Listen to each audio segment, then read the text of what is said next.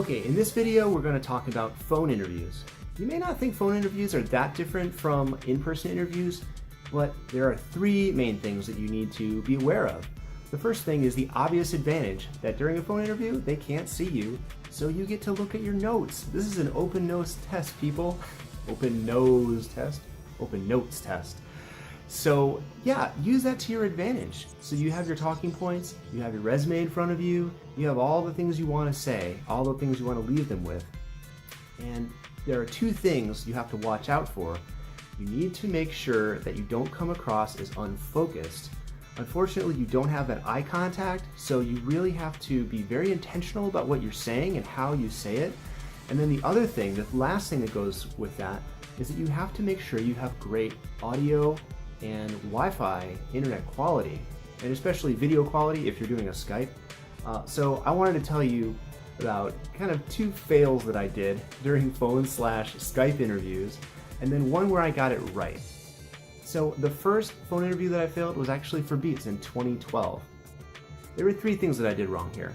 The first thing was I scheduled an interview when the manager was in China. So naturally, if you've made a call in China, you know that the sound quality is pretty bad. He was talking from a cell phone in China, it was getting bounced halfway around the world to Los Angeles on my cell phone. Neither of us had great cell quality to begin with, and so we were barely hearing anything that the other person was saying.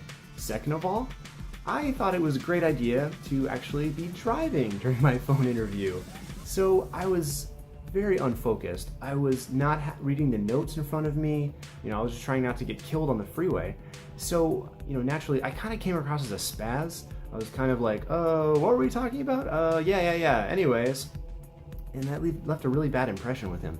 And the third thing is, I didn't have a certain skill that they were really looking for. I was interviewing for an electrical engineering position, and they required that I knew how to do circuit board layout. Unfortunately, I was kind of weak in that area because I hadn't had very much experience. And because I was distracted and because the sound quality was so bad, I wasn't able to make the argument that I could do the board layout at Beats. So naturally, I didn't get a call back for an on-site. Now, when I did this right was in 2014, and I had fixed all my mistakes. So first of all, I learned how to do circuit board layout. Even though it wasn't part of my job, we had a dedicated layout person. I made sure that I was involved in the layout and that I did some of it so I could say that I did it, and so I knew the workflow very well.